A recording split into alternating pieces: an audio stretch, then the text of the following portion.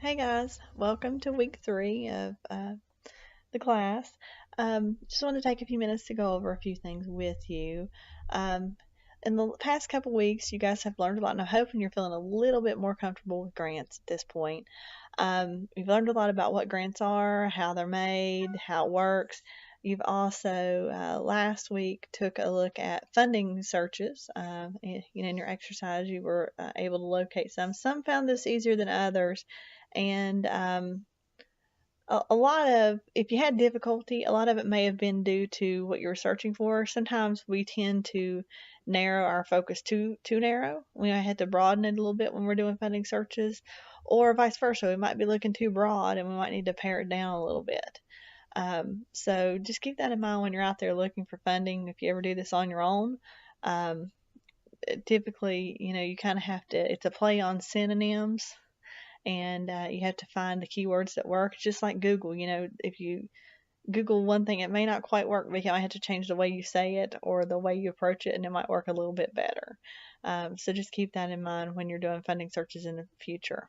Um, Generally, um, most of the time when you're looking for funding eligibility, you have to be a nonprofit. There are some grants out there for or institutions of higher education. There's a lot of those out there. There are very few grants out there for profit businesses, but there are some. Um, you know, those of you that work at the DHHR, those are fewer to come by also because it's considered like a state agency. So those are a little bit more difficult, as DHHR is usually the one giving funding to someone else, because they get maybe funding from the federal government or things like that. So um, some of that was a little bit more. You might have also noticed there were a lot of research grants out there. They're framed around research, so that kind of fits more in the world I work in, as far as some of our faculty members do research at Concord. So those are some of the grants we can apply for. Um, and typically, grants for construction or renovation of a building, very difficult to come by. A lot of times that is something that you might have to go to a donor or to a private foundation for. Um, it's also difficult to find funding for general operating costs. Usually that's something they think that the agencies should pick up, and they like to fund programs and new things to reach new populations or new avenues of thought. Um, the fun stuff, all those the programs. So a lot of times when you see funding at current agencies you might work with, it's for a specific purpose. It may be for that specific program, whether it be a certain type of treatment program or outreach to a certain population, but it has to be carefully used for that purpose. So a lot of times just general operating costs, because I know there was a lot of discussion about in the week 2 discussion about competitive wages and things like that. But really grants don't have the ability to kind of fill in some of those gaps for the most part. Not to say that couldn't happen, but that would have to be a strategic focus for the agency giving it.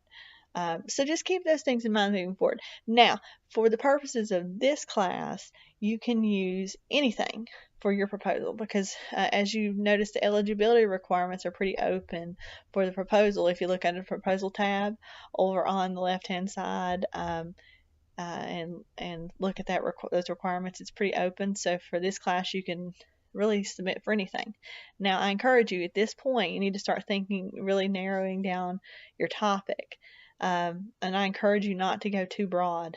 Um, don't go too big with your project. Don't try to do a big statewide initiative or a huge project, because what's going to happen is you're going to have to build a budget for your project.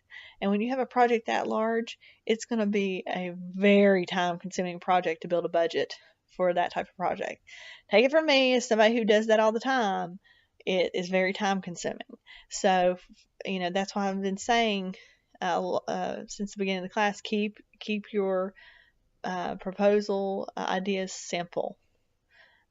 It can be something very small. It could be something from as small as maybe uh, clothes for kids that are maybe premature or something. I mean, just anything. I mean, it can be something very small, but just don't let it get too big, or you're going to get really stressed when you're trying to finish your proposal. Okay. All right. So for week 3, we'll be reading chapter 7 and reviewing the information in the module about objectives and goals. There's some great information in the SMART objectives handout, and really SMART objectives are just a way to help you frame your objectives and make good, solid objectives. SMART stands for specific, measurable, attainable, relevant, and time framed.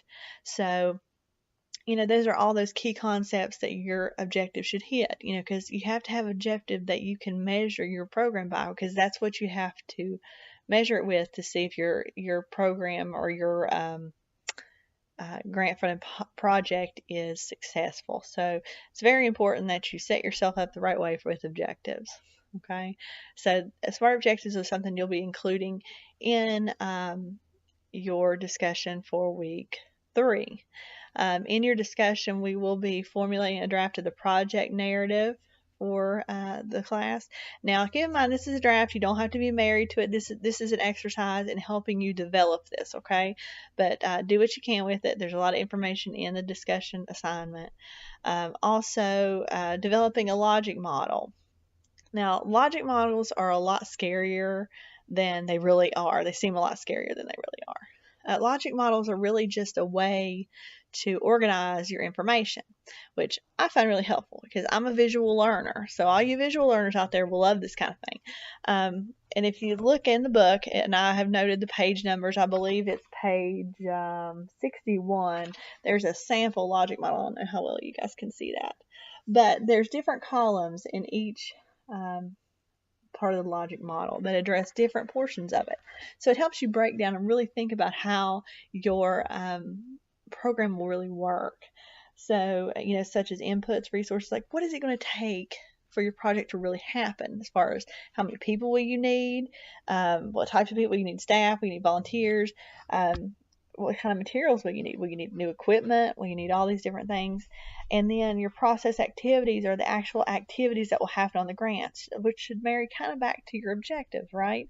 So when you're thinking of objectives, well, some of those might happen in process activities. Outputs and measurements. Now, when I say objectives in the process activities, I mean that should the activity part of the objective, okay?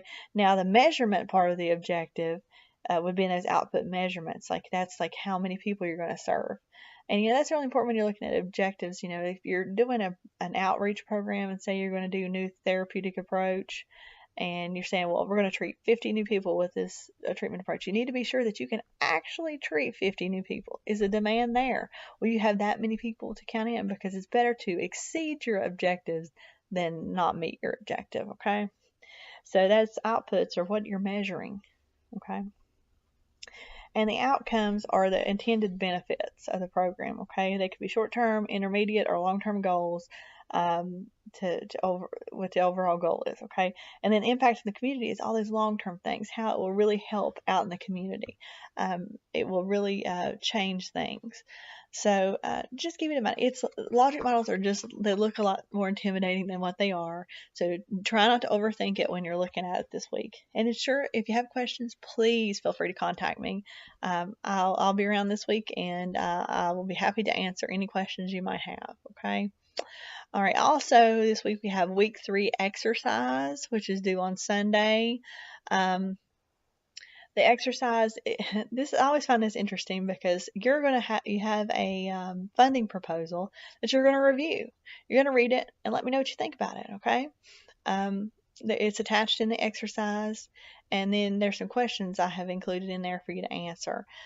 So really take a look at that proposal and see what you think about it. Now that you have some more information about how grants should work, and you're really looking at objectives and seeing how things should be measurable, then critically look at that exercise and see what you think about how well they did. Okay. All right, so that pretty much wraps us up for week 3. But I'm hoping you guys are starting to build some information on your proposal. And certainly this week will probably be a big part of that. Narrative is always the biggest part of a grant proposal. Budget might be a little bit more time consuming, which is next week, but narrative is really important because it helps you kind of get your thoughts down on paper and explain in detail how the program's really going to work. So it helps you get it kind of straight in your head also. So I hope that this will help you start to really build those proposals, because that's the intention. Is each discussion and every week should build your knowledge and build toward creating that proposal document. Okay, because time to turn that in. I think it's due June 13th. If I look at this, I'll make sure the proposal's due June 13th. So that's just right around the corner because we're almost at the end of May. So this will help you kind of stay ahead on that one. If you're still struggling with your proposal topic, please let me know. I'll be glad to help you kind of think it out. I've talked to a few people last week about the proposal ideas and their topics for that, and I think we kind of worked through some things. So if you want to talk about it, certainly let me know. I think that's all for week 3. So have a great week. And please let me know if you have questions. You guys take care. And I hope you had a wonderful holiday weekend. Bye.